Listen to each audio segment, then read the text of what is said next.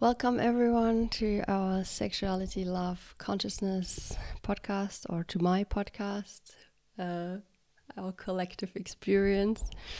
I'm Katja, your host, and I'm coming to you today with a really good, amazing episode with the fascinating and beautiful and gorgeous woman Cory I. I feel very honored that she came to my podcast because her knowledge on trauma is so profound.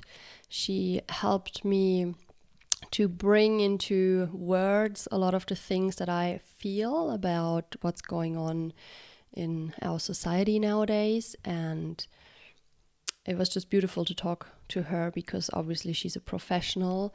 I was going to read her bio that she sent to me, but I just recorded the intro with reading the bio, and to me reading a bio sometimes feels a bit stale, so I'm recording this here a second time without the bio because Cory introduces herself in the episode, so you can get a clue there.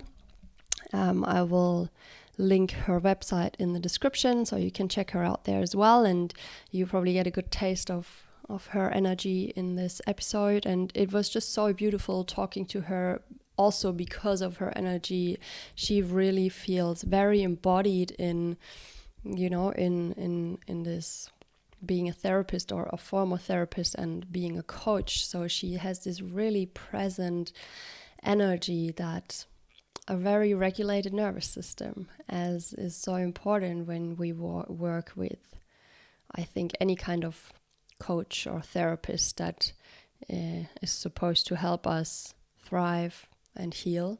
So it was very powerful also for me to just be with Cory in this episode and talk to her, because our nervous systems, our bodies, they adapt to each other. So being in the presence of a person who is so beautiful and so calm or so relaxed from the ground up feels very good. So I hope you get to feel some of this as well when you're watching or listening. And I'm just gonna let you go into the episode now. I wish you a good time and see you on the other side. Okay, everyone, I'm here with Cory Scott today. And I just want to say thank you for being here, for agreeing to be on the podcast. Yes. Thank you for the opportunity. I'm so excited welcome. to connect. Yeah. Cool. So to everyone listening, I just want to explain how Cory and I got together, and then I let Cory say something about herself as well, because I'm doing the same program, or I did the same program that she's a senior teacher at now with Layla Martin. And it was a very trauma-informed program, and it was my very first time like becoming really in touch with trauma. And so I've broadened my understanding a lot since this training.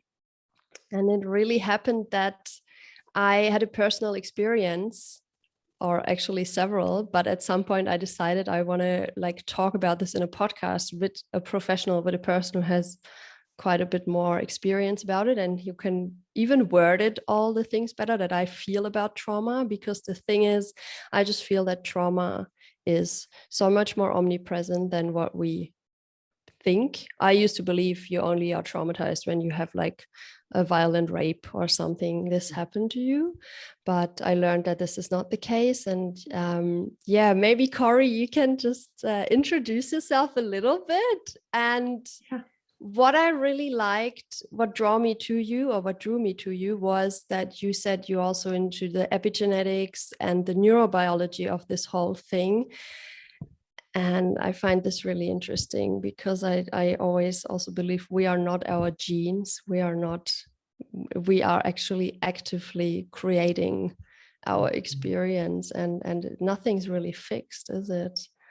Yes. No, it's not. Thank you for that beautiful reflection. So I'm Cory, and let's see, I spent most of my career as a clinical social worker, working as a therapist. And as I got into my career, I just kept seeing this theme of trauma no matter what setting, whether I was working on the streets in North Philly with, drug addicts and sex workers, or whether I was in community mental health, working with kids and families and couples, like I worked in all these different settings. I worked in a college counseling center, and it was like just that thread that I saw through all of my client work. And so I just started to really become fascinated by our stress response systems, our bodies, because there's something, when I was first trained as a psychodynamic therapist, it was a wonderful training program that I went through, but it was very sort of traditional talk therapy and a lot of emotional focused therapy, not just CBT. I did a lot of Gestalt work in my early days, but there's a limit to talk therapy. And I really felt it with trauma, right? These precious beings that were sitting in my office with me, asking them to talk about what they'd experienced, what they were experiencing currently. It felt very, I remember having this experience of feeling like I'm patronizing these poor people, and not wanting to. I'm a pretty attuned human, and I've really worked hard to cultivate compassion. And I've just felt like I was, asking somebody with a broken arm to go pick up litter, like off the street or something, right? It just felt really like I'm asking them to do something that is really hard and not working. It's not that they can't. They're often, I saw very intelligent, highly qualified human beings just not be able to put things into words. Wow. And so this sent me down a rabbit hole. Plus, I had my own personal trauma history that was extensive, and was doing my own work on myself and really knowing and feeling that there's something more going on in our bodies, right, in our nervous systems, that doesn't just make sense. We can't just talk about it and resolve it.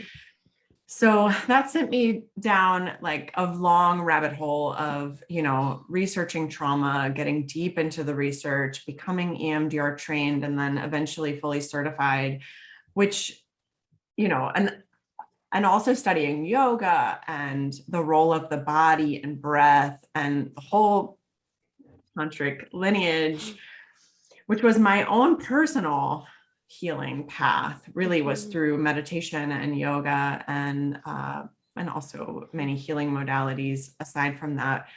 But that led me to the Vita certification, which we both took, and I'm now a teacher in. And, when I signed up for that program,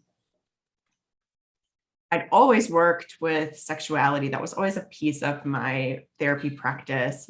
I think people are essentially, in many ways, sexual and spiritual beings, whether or not you identify even as asexual. There's this piece of our bodies and our beings that represents that. And so I've always been fascinated at going deep, but I never really thought I would bring that coaching certification into my career specifically. I mean, I knew I would use it in my therapy practice, but flash forward like a couple years, I guess, I'm not sure the timeline on this, I ended up just leaving therapy altogether and embracing coaching as a career. I love it. It's absolutely my joy. And what I get to work with now is helping people who don't have necessarily like severe levels of trauma pathology riding in their nervous system, right? They've maybe done a lot of work in therapy, but it's still causing, it's like an energy drain, right? They're not really seated in their power. They have trouble accessing their truth. And now I get to use the tools that work so incredibly effectively to help them really learn how to care for their nervous system, learn how to take these things that have been triggers and create like the potency of their medicine and their power in the world. So that's sort of the history of me and my background. I never thought I would shift away from therapy, but I felt at some point that the medical model was really limiting the amount of work that I could do, right? Because in that framework, stabilization is the goal. And for me, when I look at the human body and the human psyche, we aren't creatures that, like, thriving doesn't happen from stability. It really happens when we're like, right, in that sort of emergent process of growth. And so I decided to take the leap into the other side, into the dark. Oh, wow. I love that. It's so, I could find myself in so much of what you said, because I at some point in my life brought myself into talking therapy with a CBT therapist. And at that time, like, I was suicidal and, like, I don't know, probably on the edge of some bipolar stuff, and had very severe eating problems.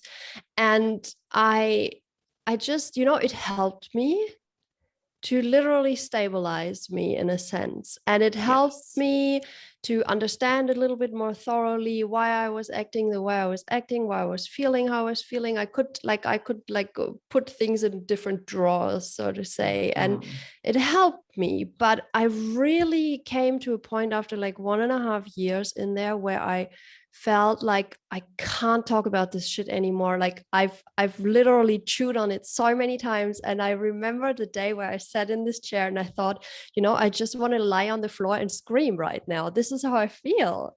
And that's when I started looking for other ways of dealing with this, because I still felt like a pressure cooker. I knew, and I could even say it, but I didn't know what to do about it. And that's where my journey, I guess, started, with more like energetic therapy and also psychosomatic. And I find it so incredible, and how quick it also works.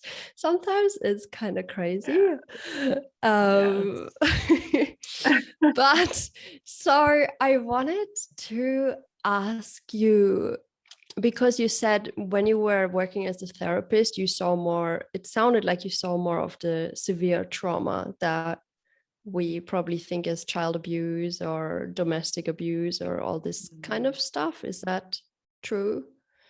Yeah, in my therapy practice, I saw really severe. Yes. I mean, I sort of was known as like, oh, this is really complex. Give them to Cory. Okay, wow. Which I love. Yeah. It taught me so much, right? Working with folks that had really, really severe traumatic histories. But I think a lot of times what I found too, though, was that it's not always some of the deepest trauma that is most pervasive and creates the most long-term suffering isn't shock trauma, though, those veterans coming home from war, although shock trauma is, please, like, I don't mean to be, saying that that's less. It's not, it is its own huge pain point, right? And very worthy of treatment and study. But I think because of the way that PTSD, let's say, even as a diagnosis, came into fruition, the research around it, the way that it came into the diagnostic and statistical manual in psychiatry, and it has been seen as, shell shock, right? Like those shock traumas, the war traumas, those big events, the car accidents, the childhood abuse, right? But when we look at the realm of developmental trauma, systemic trauma, right? Betrayal trauma, and even as I worked through big shock traumas, which EMDR is, I'll just have to put a plug in for EMDR. It's such an incredible modality for that. But even as I desensitized and reprocessed some of these big shock traumas, what I found that lingered was the betrayal trauma, right? The parent that wasn't the abuser, that never stood up for the kid, that never made it end, right? The legal system after the atrocity that betrayed this poor victim, right? These were the pain points that stuck, that really showed up long-term in the self-image, in relationships with others, in that inability to trust that so many trauma survivors really struggle with. And it was those betrayal traumas, which I didn't have anyone really name. I knew it was there, but I remember being in training with Robbie Adler Tapia, who's just an incredible child's EMDR therapist, which I've learned so much from, like training and learning and practicing on kids, because I think there's so much about the child experience that is so much a part of all of us as adults.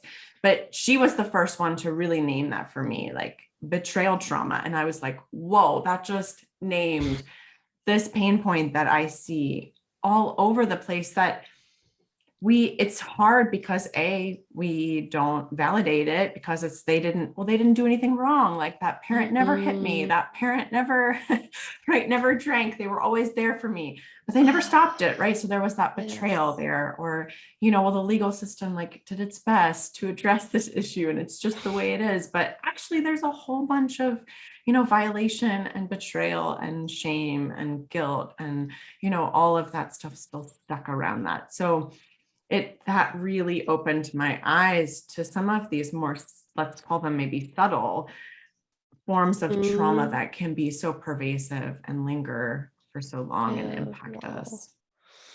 Wow. So, because I guess it's also important for when we experience a stressful event that we come into safety afterwards. And what you're describing sounds like there was no safety afterwards at all. And that's what, from my understanding, creates the trauma response in the end. Correct. You're on it. Yes, exactly. Because trauma lives in the nervous system, right? Not in the event. That's a Peter Levine quote that I love. And, that's it. Like it's here in my body. And you're exactly right. We know that 10 people can experience the same shock trauma, and only a percentage of them will develop PTSD afterwards. And that has a lot to do with exactly what you're talking about, right? Did they go home and have somebody that was there validating them and helping them to sequence that stressful event through, right? Or did they feel very alone? Were they in their head blaming themselves, right? So yeah, for sure. Oh, there's so much. Like, I'm just thinking of a family member whom I know that she used to see how her older sister got beaten up from the parents. And I think, even if you don't get beaten up, but especially as such a sensitive child, it's so hard to even imagine what that must be like. But the helplessness, the terror that comes with that. And that's traumatic, right? But I see this in this family, that like the person who was just only experiencing it is like, I don't think really aware that it's actually been traumatic. Or maybe we actually also like to say like, oh yeah, but I didn't get beaten, so I don't need help with this. I'm okay. Like at least I didn't get beaten. Yes, exactly. And the research is really actually quite shocking when it comes to witnessing children who witness domestic violence like that. That's some of the hardest trauma to actually sequence through, because there's so much of the inability to sequence. So when we use that word, sequence, what in the world does that even mean, right? It means for these animal bodies, right? We have this stress response system that's completely autonomic, meaning we don't think about it. I don't think, oh, I don't want to die today, I better run the other way. There's like a hungry lion just showed up in my backyard, which I don't have lions, but let's just say a mountain lion, right? I don't have that thought. My body just automatically flips into that sympathetic nervous system, that fight, flight, freeze, right? And so sequencing that means I have the opportunity to, if the predator is right up on me, fight and then run and flee and seek safety. If I'm witnessing a traumatic event, there's no opportunity for this body to fight or flee or respond, because it's not even happening to me. And especially when it's happening within the own family, I think, where you're supposed to be safe. Where are you going to run when you're a kid? Right. Well, and then this brings up and I don't know how much you want to go into the neurobiology of this, but you're bringing up go for it. Let's see. You're bringing up some really important pieces here, which is we have these two separate autonomic systems at play in a family system. And one is the attachment system, which is largely limbic. It's housed in your limbic system. And then there's the stress response system, that survival system, which is largely housed in your brainstem, the lower sort of primal brain. Some people call it the reptilian brain, right? So our limbic system is the place of impulse control and emotion, right? I think of it as our adolescent brain, because adolescents just like spend their time in their limbic systems, right? So if you think about adolescence, like that's your limbic system. It's kind of horny and like just wants to feel good, and right, like all these emotions all over the place. And so that limbic system, especially as a child, it's a big part of our survival system, right? We need to seek closeness and attachment from our primary caregivers in order to survive. I mean, humans of all mammals, and I live on a farm and I've had a ton of animals here and watched many calves and baby goats be born, right? And they're like walking by the end of the first day. Yeah. You know, humans, I mean, can human babies self-feed even at like 18 months? I mean, kind of, right? But there's like food all over their hair, like how much they're actually getting in. Like it's pretty primitive. We really require a ton of attunement, a ton of care in those early years. And, you know, our attachment system gets basically like imprinted in those first 18 months. It creates this internal working model that the rest of our relationships sort of start to fit in with. And this is where we develop the ability to trust, that trust, mistrust, with that Ericksonian developmental psychology. That's the first stage of psychosocial development for a child, right? And it's in that attachment system. So put yourself now in that situation where you're a kid in that family. Your attachment figure is the source of threat, right? And maybe even attacking your sibling, let's say disciplining them, spanking them or whatever, right? So you've got what we call a biological paradox happening in the autonomic part of your body. None of this is happening in your thinking, reasoning, you know, rational brain. It's all happening in your body. You've got one autonomic system that is telling you to go seek proximity, get safe, go to your attachment figure. And the lower stress response survival system is saying, flee, this is a threat. And one body cannot do two things at the same time, right? So this is what actually creates structural dissociation, which is a huge piece of trauma response as it like continues throughout the lifespan, and it kind of keeps showing up and repeating itself. We don't understand why, right? And this is maybe some of the origin of that, at least, right? Is that experience of the threat and the safety being the same, right? Like the same person and two biological functions that are like inherently paradoxical. Wow. Yeah. So the only thing you can do is split yourself from your own experience, basically, and travel somewhere else with your mind. Yes. Wow. Yeah. And often create a narrative that there's something wrong with me, because if I were, as a 2-year-old, let's say, sitting there not having any way of making meaning around this, like, right, like neurologically speaking, I haven't developed that capacity yet. It's very threatening for me to think that my caregiver, who I absolutely depend on 110% for survival, is bad or wrong or right. Like, so it's much I must more be wrong. Yes, there must be something wrong with me. Right. Wow. Yeah, it's crazy how that works. So it brings me kind of, maybe I'm making a bit of a jump, but I am coming to a point where, you know, when I look around in society, I do see a lot of people smoking. I see a lot of people regularly drinking. I see a lot of people watching a lot of TV. And basically, it often seems to me like people are engaging into activities that are not really enlivening to them. And in quite a few cases, actually, people are doing them even though they know it's not good for them.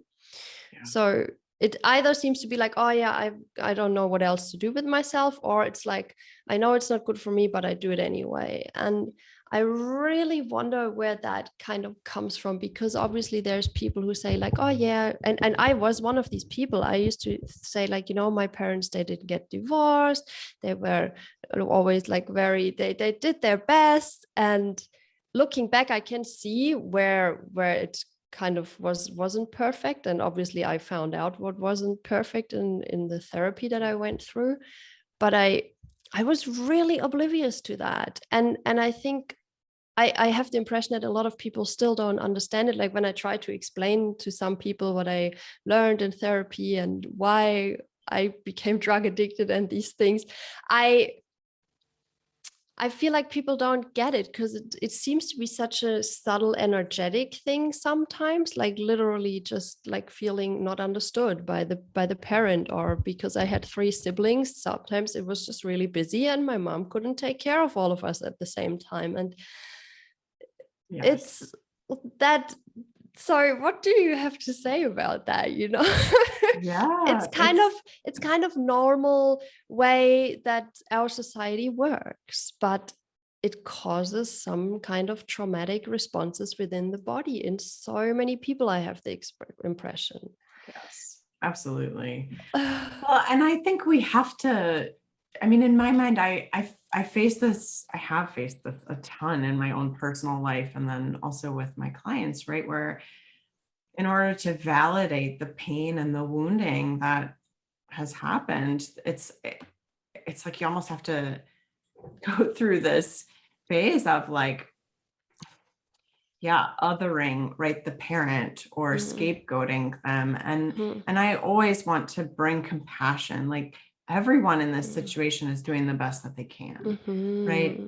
And I mean, when we start looking at disorganized attachment, which is really what I just described, like the foundation of disorganized attachment as an attachment type, it's created from that biological paradox, right? The caregiver being both frightening and also the source of safety and connection for the child. And that happens, like those parents love their children. I really, really believe that. Yes, there are some outliers who are, like bad and want to cause harm, and that's horrible. And I've treated some of their children and it's very painful. But the vast majority of parents really love their children and are doing the absolute best that they can, right? But the reality is, if you're a single mom and you don't know how you're going to pay your next bill, and your kid is whining and pulling at your leg and like, I just want another snack, and you've already fed them 2, and you're, trying to deal with stuff, and you snap and, yeah, like frighten your child. I mean, it's hard to be like, oh, that's a horrible parent. Like, no, that is a really well-meaning parent doing the best that they can. And yes, like we cause harm, right? We wouldn't say to parents, I don't know, maybe this is too far of a jump to make, but I'll just go ahead and be bold and make it. We wouldn't say, a kid that has recurrent ear infections or, gets tonsillitis or the flu regularly, we wouldn't say like, gosh, you did a horrible job parenting your children.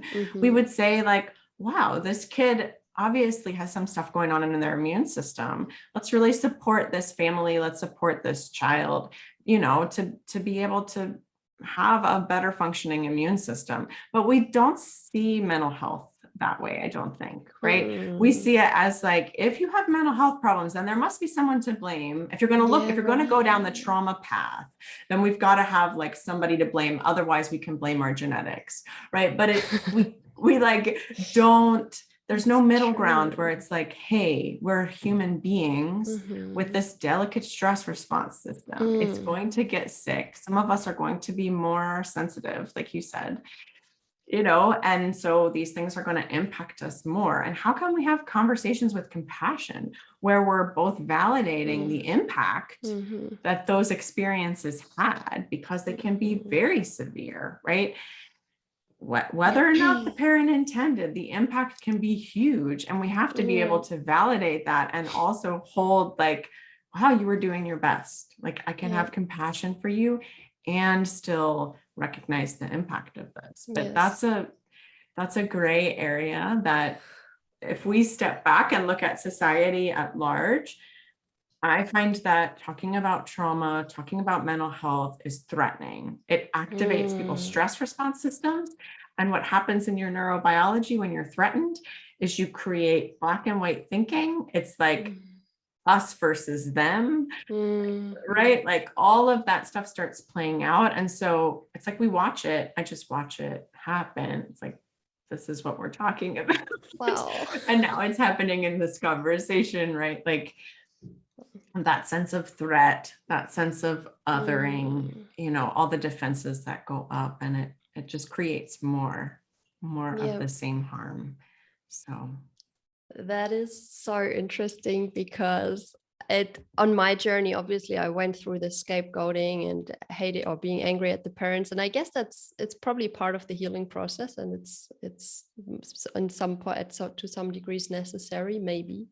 But I really also came to the point where I started tracing it back, and I was like, well, my parents got it from their parents, and their parents grew up in Second World War, so that's like some stuff you got to deal with.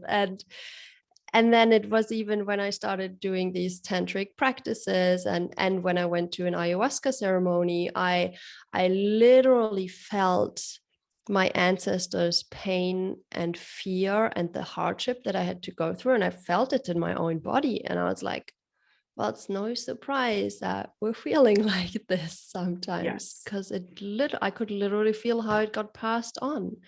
And with it seems like the stuff that we're talking about, this knowledge is so new. Like, I don't know, it's like 10, 20, 25. It's very fresh, right?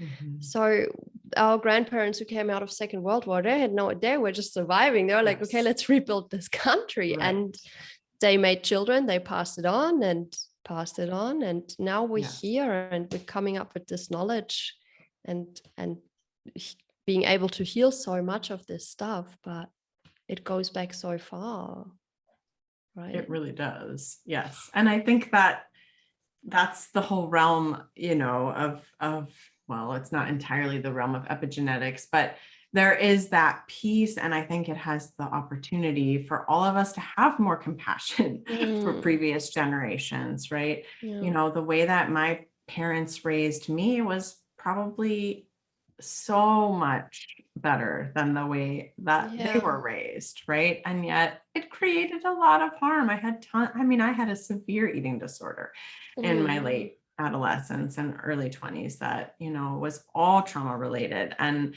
now in really understanding that, I actually trace it back to my maternal and paternal grandparents, like the famine in Wow. Russia that they lived through. And Oh, there's yeah. incredible like research and literature, like connecting eating disorders and histories of famine and how that, I just like, read that recently. Oh my yes, God. Yeah.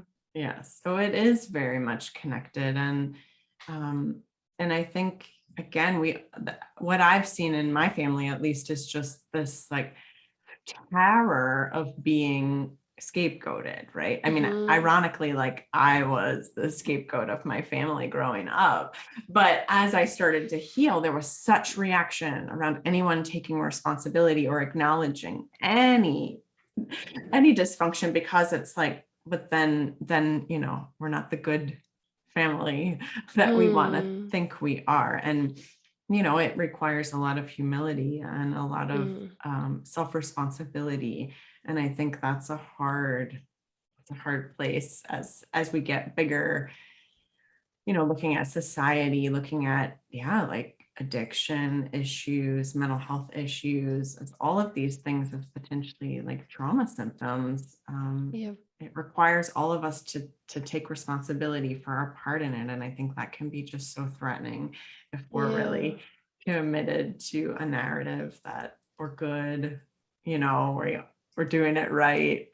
Um, Yeah, to really be so humble, I think is the word to say, oh, maybe we're not doing it right, and maybe for 50 years I thought this was the way, but it could be wrong.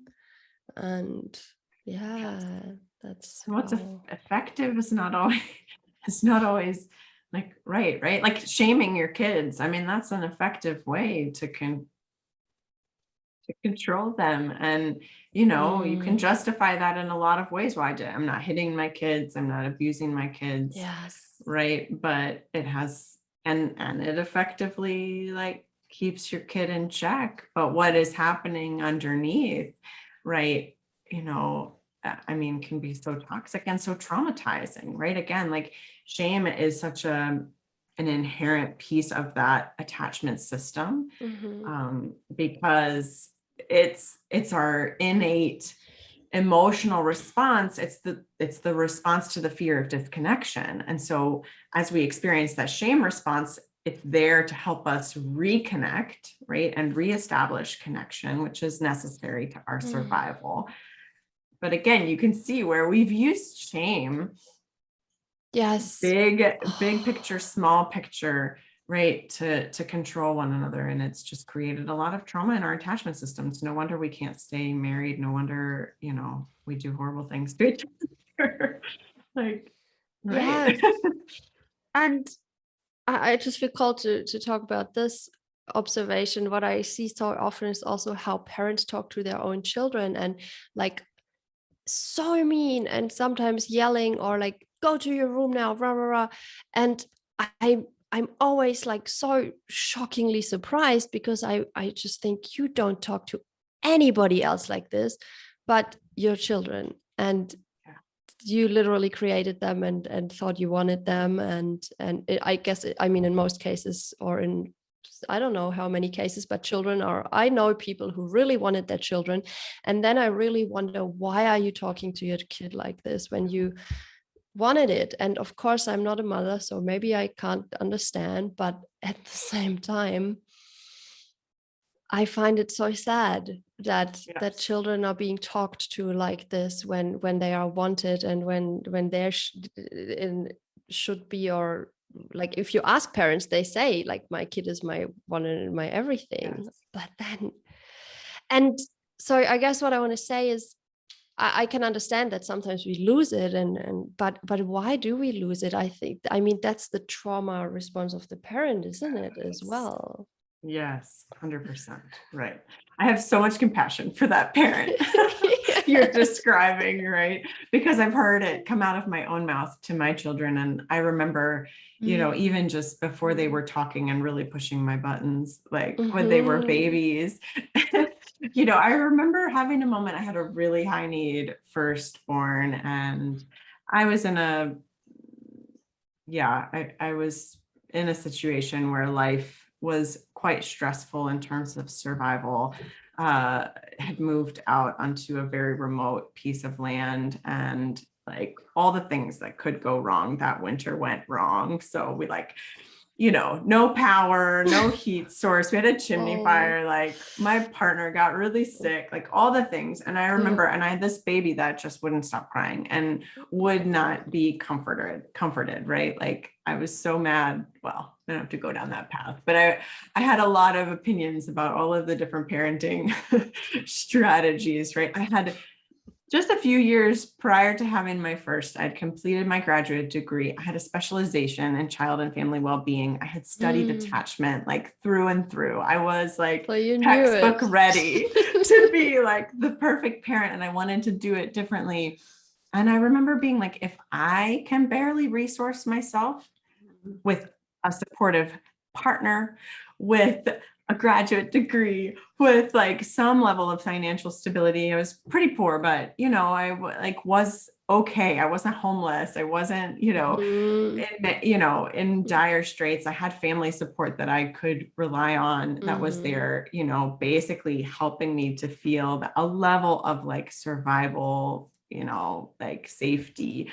And it was so hard, right? Mm. So Wow. that experience for me gave me so much humility and so much respect for parents, for humans, and what we expect ourselves to do in the situations that we're in. And you're Mm. right, like children have this ability, because because they're just so beautifully wired and Yeah. made, right, to push those buttons and to activate their parents. And we could even from a systems perspective, we could even step back and see, like, within the family system, the kid being they're seeking to sequence that trauma response, right? I This is kind of the love nature of trauma, that. is it keeps coming up, right? Because it Yes. wants to be sequenced Heal. through and Yes. resolved, right? And so the kids push those buttons, not that Mhm. there's any conscious awareness of this,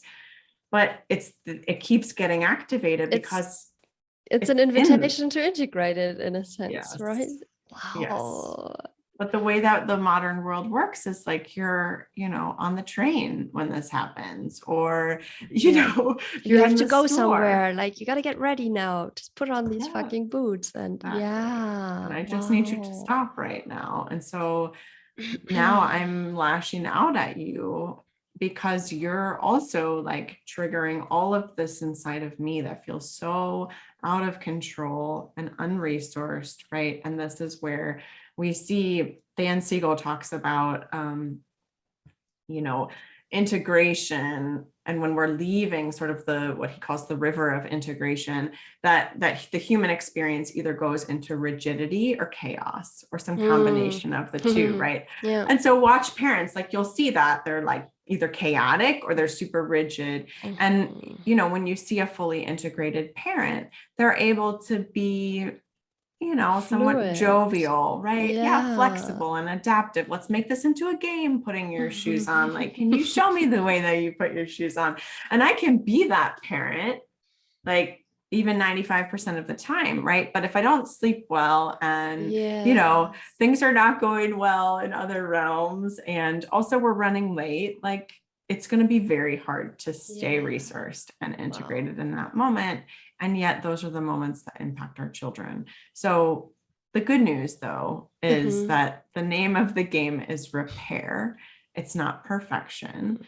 And, Mm. so that was the only reason, honestly, I'm going to be vulnerable and show my true colors. The only reason that I like took the plunge into parenthood, which I was very much apprehensive about my partner really wanting to have kids, and I was just terrified to pass on my Yeah. personal lineage, Oh, I right? And get all the it. struggles that I had had.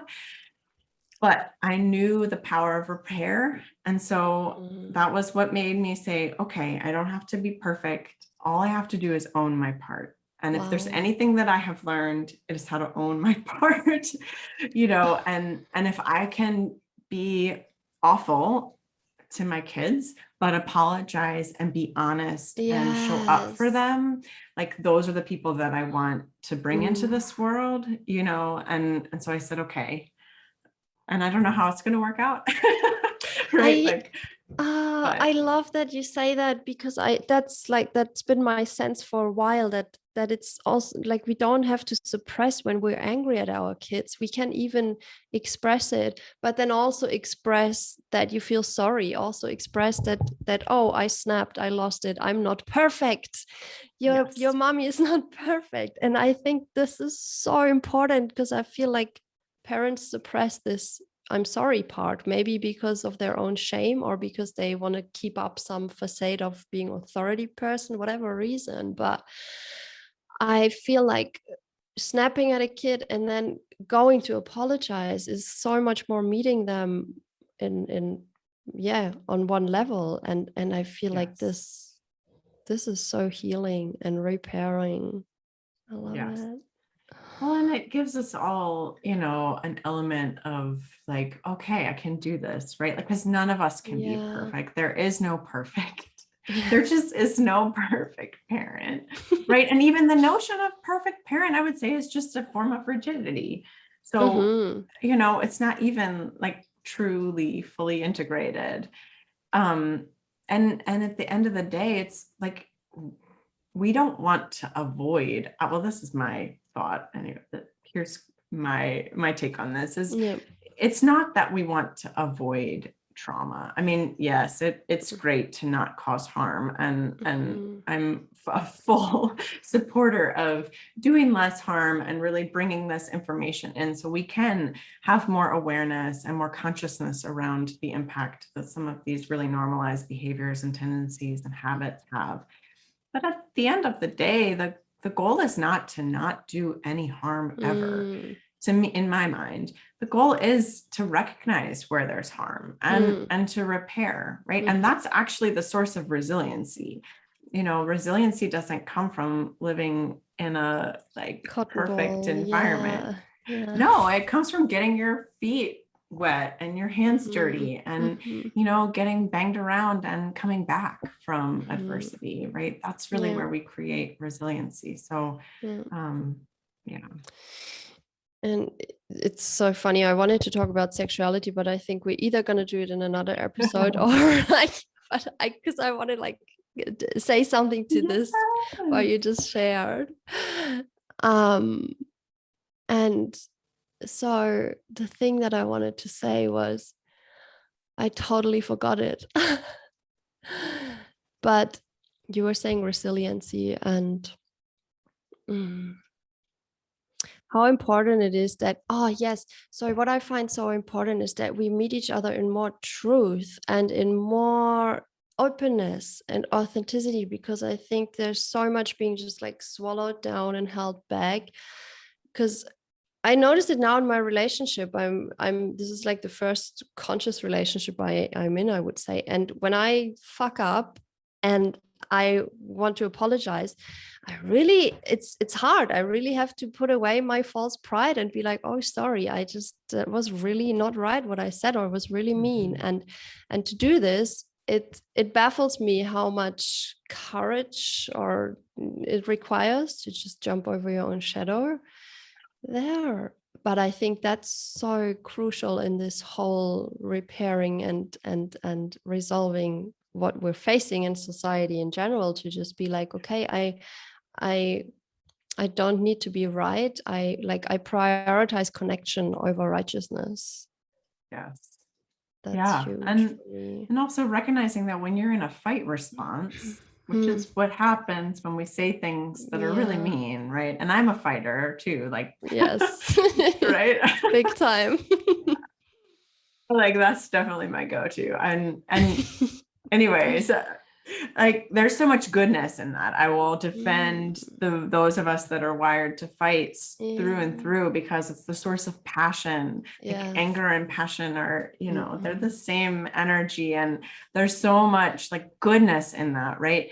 But for me, it's really important in having compassion for myself, which is where then I can actually take that step of humility. When I'm really having compassion for myself and saying, oh, you were threatened. You felt threatened. That's why you fought. It doesn't mean that the threat was real, right? My body doesn't know the difference between a real and imagined threat. So whether it's, the email that just came into my inbox that changed my whole day and feels like, a pit in my stomach, or whether it's a big hungry bear, trying to get in my office, my body's responding the same to both of those.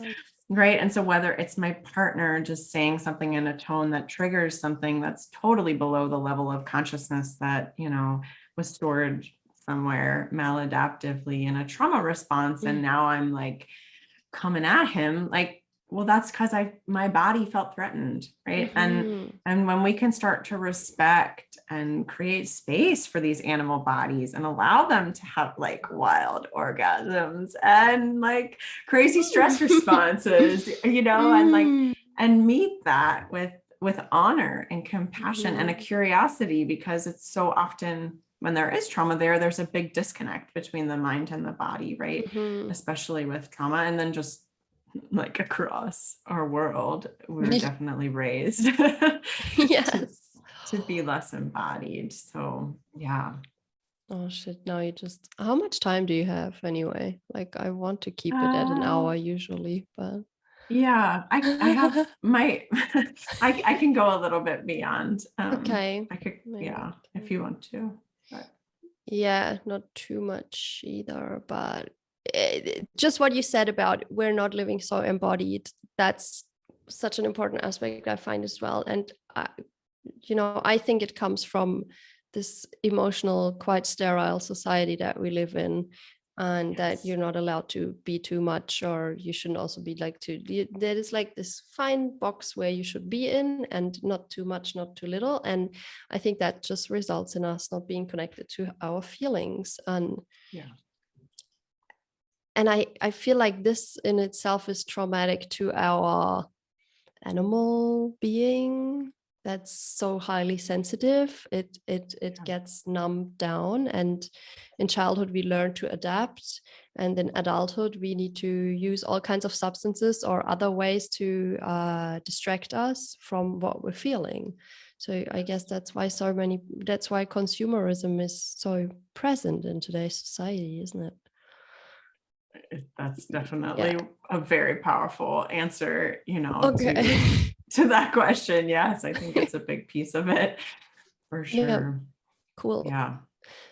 So I guess you don't need to say so much more to that. What I rather would like to start closing with is like, how can we become more embodied? How can we repair if somebody's listening to Mm. this and feeling like, holy shit, what's going on now? I see myself differently, or because I noticed in myself that it can feel quite heavy to hear all this, and my personal opinion is actually that it wouldn't hurt anybody to go into psychosomatic trauma therapy, for some time in their Mhm. life.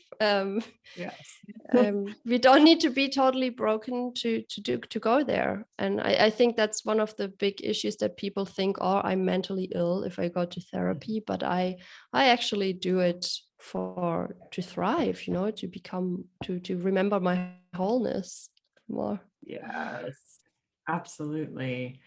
Absolutely. And I think that is right. Like when we honor our body and our emotional body, right? And like, yes, then I mean, who would, well, okay, there are people, but it's fairly commonplace to assume that you need to have some medical providers, whether or not you're Mm. super healthy or you have some medical, right? Like issues. And, I think of it that way a little bit too with our stress response systems and our emotional bodies. Like if I get the flu, Mhm. I'm going to stay home. I'm going to drink fluids. I'm going to monitor my symptoms. And then if I need to go to the doctor, I'm going to go. Right. But we Mhm. don't tend to really relate to our emotional bodies in that way. Right. Mhm. And so just being able to like take time to Mhm. rest, to recover. This is what our bodies really need. We really, really need to reclaim rest in Oh, this modern yes. world in a big way. And it's, in my perspective, it's for our psyches more than, I mean, it is also for our physical bodies, because this, there's not a disconnection. They're one and of the same, our mind and our body, right? Mhm.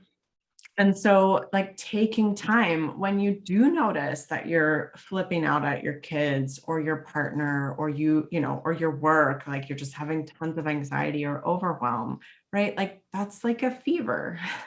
Mm. Would you Yeah. expect yourself to get up and go to work, to parent the same way? And no, you'd probably say to your kids, I'm not feeling well today. I need some extra help from you, right? I've got a fever, and, you're going to have to get your own breakfast. Let me know, if you can't find something, I'm going to be in bed.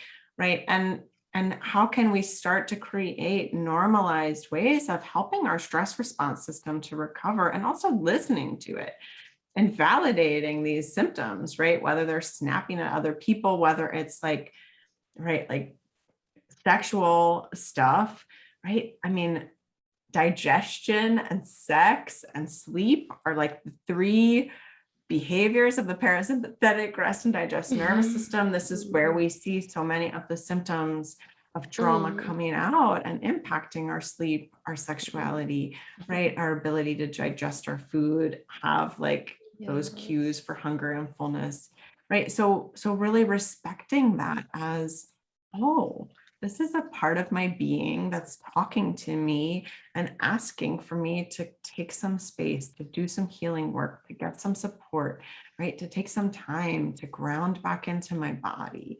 Even if we Mhm. all could just see Yeah, those unkind things that we say, or those conversations that we run and avoid, which are the fleers among us that just don't want to talk about it, right? I'll One of like those talk as about well. it. I can do Yeah. both. Yes, exactly. Most of us can. Right. But if we could see that as like, oh, ouch, that's like my Mm, body letting me know that something is not right and that I mm-hmm. need to tend to it.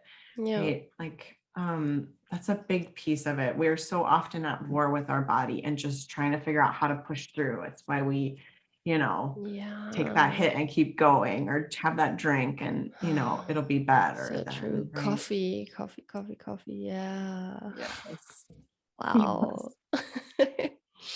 And what you just said about the fleers, because I also flee from conversations with my partner sometimes. And I'm so glad, because I've gotten to a point in my life where I literally feel that it doesn't feel good in my system. Like I want to avoid it, and I tell myself all these stories why I'm right and why he's an asshole, but it doesn't feel good. It feels so off. And so I usually manage to stay there for 5 minutes, and then I'm like, okay, I'm gonna go and have the talk, because that Yeah. feels just so much better. And Yes. I feel like this has come from doing a lot of this work and continuing to practice, Yeah. and I think it's really helpful for people. So Yeah. yoga probably got me on the path as well, because yeah, for me also, the mind lives in the body, so there shouldn't be a discussion as anything is psychosomatic. It's the psyche lives in the body. So Yes. Yeah. And in the space in between too. I mean, well, we could yeah, just go yes. down that whole rabbit hole, right? Collective consciousness, yes. Yes. It's so But true. But it is true. And, and I think with those conversations, there's like an opportunity to hold kind of a dual awareness, right? Yes, I need to lean in and have this conversation. And if I don't take care of my body, I can't have this conversation in a way that I Mm-hmm. want to, right? Mm. Because I'm one I will stay. I'm like a moth to the flame. If there's like an issue, I just like, ugh, it's like a scratch. I just want to itch. And so for me, I have to learn, like, Cory, your prefrontal cortex is not fully online. Like, you are Mm-hmm. activated, right? You're in the lower parts of your brain right now. Your body is reacting as if you are under threat. This is not the time to make meaning. This is not the time for Mm. conflict resolution. This is not the time for like, right, those executive functioning. Like, it's not working right now. Go and like take care of your body, commune in nature, take a break from this, put your attention somewhere else, and then come back to it. And you'll be in a completely different, like, your neurobiology will be totally different, and the conversation will play out completely differently as well. Right. And this is a big part of it. Like, again, I wouldn't expect myself to have a fever and go give a presentation, Yeah. you But know. can you just quickly elaborate on, when I hear you say take a break, it's interesting. Even I think of, oh, I'm gonna watch TV. Like, I don't even watch TV really, but I have an issue with my phone. I admit that. So Yeah. I think that's what so many people nowadays do. They're like, oh, I need a break. I'm gonna look at my phone. I'm Yeah. gonna watch TV. But that actually, I notice it makes me feel more drained. So Yes. what can we do? What is actually recharging for us, and how can we practice that? And let's just give Okay. some Yes. what can we do vibes. Absolutely. Well, I can give a, I don't know. I think this is important science that maybe will help shine a light on why looking at your phone, your computer, your TV is probably not helpful to your stress response system. Mm, Our eyes are connected to our brain. And when we're yeah. in utero, it's all like one thing. And then your eyes kind of grow out from your brain and your skull develops around it. Right. And so we know, or at least most people at this stage, if they're listening to this podcast, it's probably not totally new that your breath is this one portal into your autonomic nervous system, right? Because it's this automatic thing your body does all the time, but we can also control it, right? Yes. So it's a powerful portal. Mm-hmm. Our eyes are the other extremely powerful portal, which we do not think about Okay. very often, right? So looking out at the horizon is actually one of the quickest ways to change your neurobiology. looking out a long distance, especially outside, but even just taking a break from the screen, which is like right here, right? And just looking across the room, looking out a window, it like helps your whole body to orient. There's so much information coming in through our optic nerve, right? And in through our eyes all the time that, we're just expecting these like bodies to be able to handle way more than we're evolved to be able to handle. And so giving our eyes some space to orient into the world, the actual world around us, not the virtual world, right? I remember being in therapy with like lots and lots of adolescents that just were on their phone all night, and then having all these crazy mental health symptoms. And I'd sit down and I'd be like, well, we need to sleep and you got to put your phone away. And they look at me like, this old lady is just the worst thing that ever like showed up. And so then I'd try to like talk to them about it. And I'm like, well, would you expect your nervous system to be able to like shut down and go to sleep if you had a cop car with its lights on flashing on your bed, right? But for your eyes, it's this like flashing light of input. And then add on top of that, like what's happening a lot of times when you're actually on your phone, you're like scrolling through social media, right? You're comparing yourself. So your attachment system is like getting activated too. All of those survival systems are like, wow. And then we expect ourselves to be able to sleep, right? Or relax, resource, and connect back with our partner. It's like, no, that's not helpful, right? So getting outside, putting your feet in the ground, looking out at the sky, right? Like the sky is this incredible resource that I think we like forget about. Just look up at the sky, right? Like look out into the cosmos. This is huge. This is amazing. I've been teaching an outdoor yoga class on Wednesday nights since COVID. We've moved outside. And I just love it because I'm asking my students all the time to open their eyes, not close them, and look out at the horizon, look up at the sky. And I watch these like professional adults, some of them are attorneys and nurses, and they're like, get to the end of class and they're laughing. They're talking about like the planes that they saw, the birds that, and it's like, it's good for our bodies. We need to get out in nature. We need to look up at the sky. We don't realize the impact that those tiny, super simple behaviors actually have on our entire nervous system. But it's really impactful, right? And it helps us get in touch with that sense of like, I'm connected to the world around me. I'm safe here. I'm in this present moment, which is the antithesis of dissociation and scrolling and checking out. We need to get back in our bodies and help our bodies to recognize where we are and, what's really going on in this moment instead of kind of like the spinning thinking that's happening in our head or, the spinning scrolling that. So beautiful. So breath and just looking into the sky is a very useful tool that's very accessible to everybody. It is, right? Yeah. Taking some nice breaths. I mean, even if it's, breath is an interesting one that it's beyond the scope of what we can get into today. But just being even conscious of your breath, right? And, all of that works even more powerfully if you bring an intention into that, right? So if you bring the intention to look out at the sky and take a breath and feel like the expansiveness of the sky, let's say, and the peace and stillness of the cosmos, like in the muscle of your heart, now you're really activating some change, right? Or if you have a beautiful flowering bush in your yard that you like to just go to and take in the sense and the sight, and you can like really feel, right? That look at your yawning. Yes, that's your body responding. That's exactly it. Yes.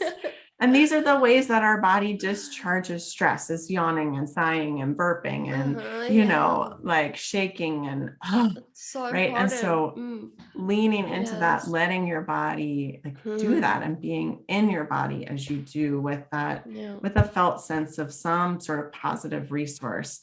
That's really where like the magic of being able to control your nervous system really starts to kind of snowball, and it's a magical place to work.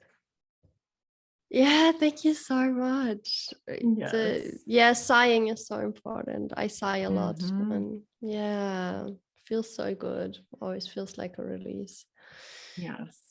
You are like such a huge book full of information. I could keep asking you, but I notice I'm getting tired, and we both probably have somewhere to go, and it's an hour is good. Yeah. Yes.